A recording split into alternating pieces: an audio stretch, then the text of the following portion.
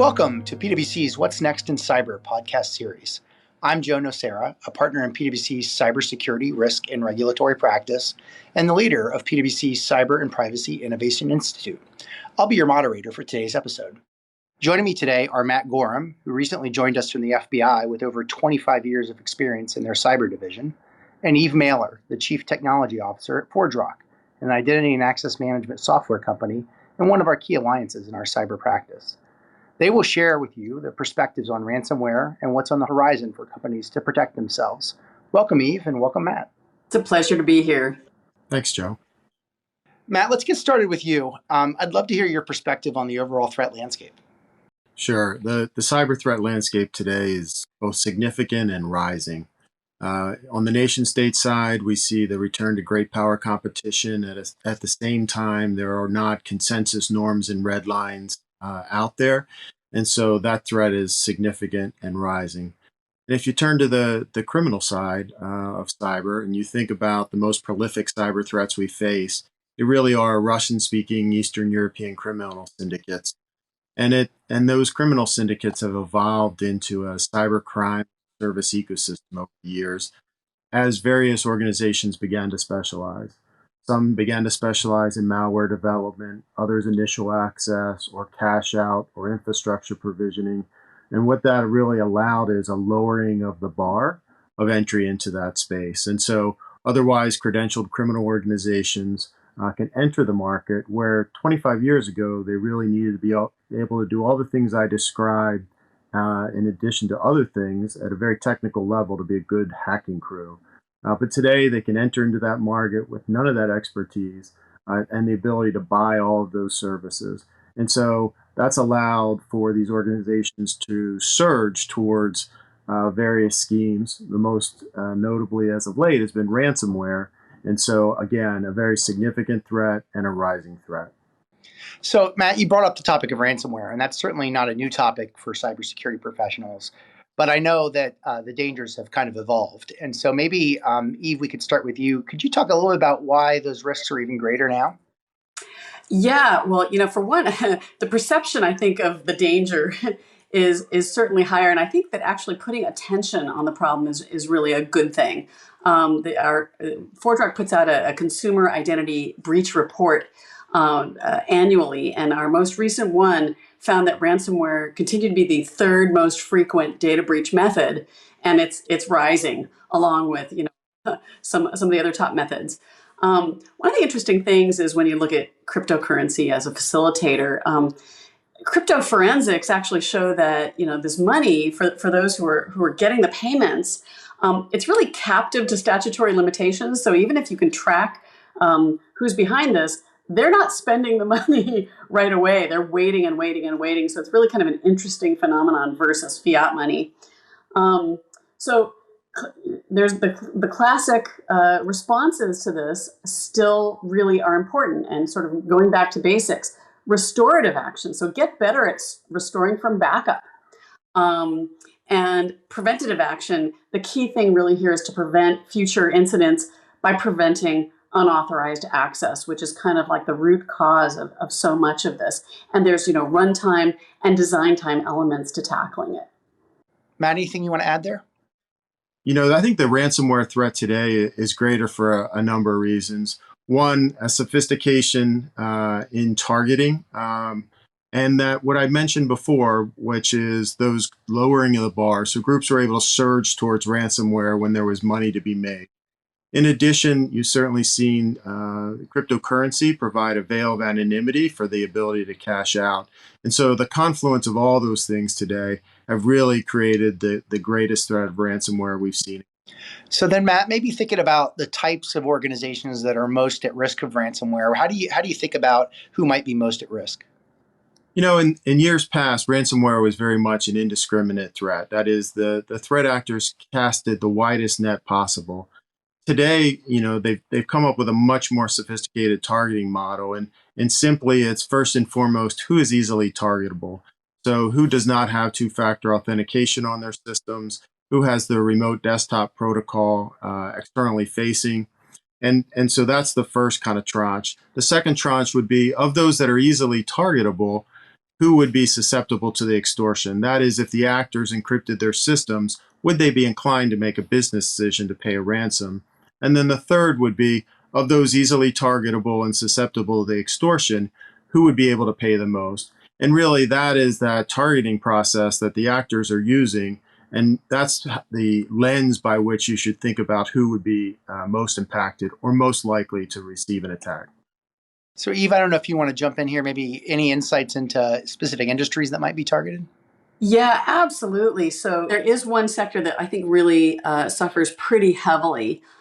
Speaking of the unprepared, well, what makes you unprepared? You might have the best security professionals working for you, but oftentimes the equipment that you're working with, the systems you're working with, make it challenging or add friction to preparation. And so healthcare really suffers from this. They deal with really old IT equipment and oftentimes connections to really old, long-standing, decades-old medical equipment that needs to be connected to systems but can't be hardened. And that is actually one of the challenges that healthcare has. If you're unprepared for ransomware in that situation, lives could very well be at stake. We've seen that pretty often recently, which is a little scary. So one company said that average ransomware payments in the healthcare industry went up from Q3 of 2018 to Q3 of 2020 from zero to nearly $250,000. So that's, it's quite an upswing. Another thing that we see in this era is COVID-themed phishing, which is obviously giving opportunities for ransomware to be placed. And so all this taken together suggests that, a technology uplift could really help the healthcare sector to initiate some of these great mitigations that we're talking about. Great. So we're starting to talk too, and I think you started to go there a little bit with what companies can be doing really to respond and protect themselves from these ransomware attacks. Anything else you want to add there, Eve, that you didn't cover?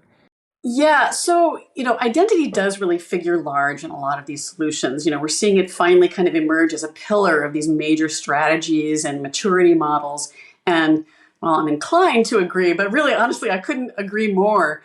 Things like an identity governance and administration strategy, which is all about the lifecycle management of the identities and the entitlements you have. I mean, especially with the great resignation impacts that we're seeing, which is just, I think it's really increasing. A colleague of mine likes to say that, your organization anymore is kind of like an organism. It's changing so fast. You look at the org chart and it's really hard to tell who's really in what job anymore. And so this notion of stale entitlements and orphaned identities as people leave, if you do not have a strategy, a cohesive strategy for timing out your authorization policy, then the remedial strategy there is that lifecycle management, that IGA, identity governance and administration. And actually, AI can have some positive impacts there. Matt, anything to add? Yeah, I think in addition to what was already said, just doing the basics of ensuring you have that two-factor authentication, ensuring that your RDP is locked down, general patching, segmentation, all the cyber basics are key to this. But I think, you also have to think about your planning and your exercising and how to respond. So there's both a prevention side, but the resilience side as well. And so do you have good planning? Did you do good planning? Have you had a system where your various plans, so be they ITDR plans, incident response plans, your ransomware annex or a standalone ransomware plan, your crisis management plan, are all integrated in a way that allows them to function together. And then exercising those plans to refine not only the plans, but refine the decision-making process and really create a situation where you're much more resilient should an incident occur. Okay. So, Eve, I know Matt sometimes says that cyber is the ultimate team sport, that it really takes an ecosystem to secure the environment. And so maybe you could talk a little bit about, how firms can work with outside parties, vendors, counsel, law enforcement, et cetera, to protect themselves. Yeah, I mean, it's so true. What we used to call maybe 10 years ago the extended enterprise is just the enterprise these days.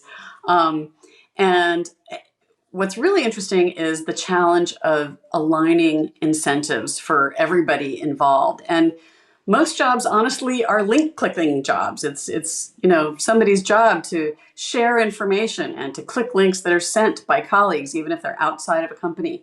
And so, really, some of the basics there are not not just relying, I think, on security education, but using technological advances to catch those phishing attempts and so on. So, we supplement Gmail, for example, with iron scales, just as one way of doing things, and we catch hundreds of messages a day that are out and out suspicious. Upgrade API security when possible. I'm a big fan of OAuth. That requires sort of two sides to agree on the protocol for security, but it gives you a lot better kind of finer grained control, a little bit more dynamic control than things like API keys if you're exposing an API. But remembering that people have these sort of split incentives to share, to click links, to work in Slack environments with customers and with partners and with suppliers. All of these things are environments where there's extra risk, but it can in part be managed by technology. All right. Well, our podcast is called What's Next in Cyber. So I would be remiss if I didn't bring it full circle and ask each of you really, what is next? What's on the horizon that you're looking at? Yeah, if you're asking me, well, I live 5 years in the future, so I'm used to predicting things. We're talking a lot about multi-factor authentication, strong authentication. There's a big move to passwordless these days, but if we're successful in this, which I really hope we are in promoting strong authentication that goes beyond the password in one way or another. And what I see next is I like to say, when your most important problem is solved, your next most important problem gets a promotion. And I think one of the perhaps slightly unforeseen consequences of this move, and I think we'll see big moves in passwordless actually and MFA together within the next year, delegation of access and delegation of administration is going to get more crucial than ever. People, I think, are used to syncing passwords between themselves. Memorized secrets, static shared secrets are not helping us. Unfortunately, they help people do their jobs, and that's where we're going to have to find secure means of delegation, and that's just going to get a big promotion soon. Also, I think we should expect more MFA vulnerabilities, frankly. People go where the next target is, and I think that we'll see more vulnerabilities come to light when it comes to the devices that people are using. And the last thing I'll just say is this is where I think diversity in solutions is really going to matter. Something that we're seeing in designing passwordless flows is don't just stick people with one method, because if some centralized service goes down, and I'll just go ahead here and predict we're going to see more of that.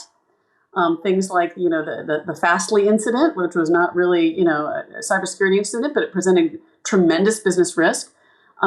Being able to cascade to multiple different authentication methods will help, versus incentivizing people to go turn off NMFA to get their job done. Matt, anything from your perspective on what's next? Yeah, I think from the private sector, and kind of alluded to it, but it's that gradual hardening of the system. So as we do and make advances in things like two-factor authentication, I think the private sector will overall become more hardened.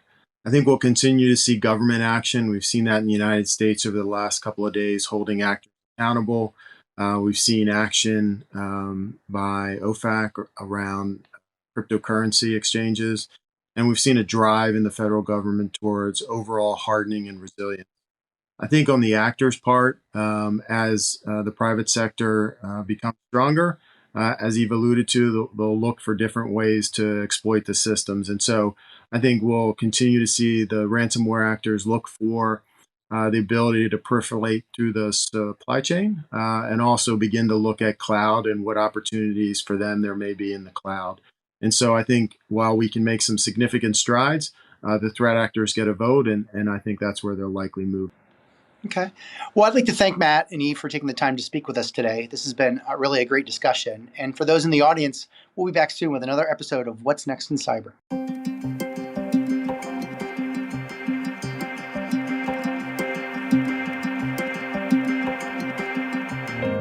Copyright 2021 PwC. All rights reserved. PwC refers to the PwC network and/or one or more of its member firms, each of which is a separate legal entity. Please see www.pwc.com/structure for further details. This content is for general information purposes only and should not be used as a substitute for consultation with professional advisors.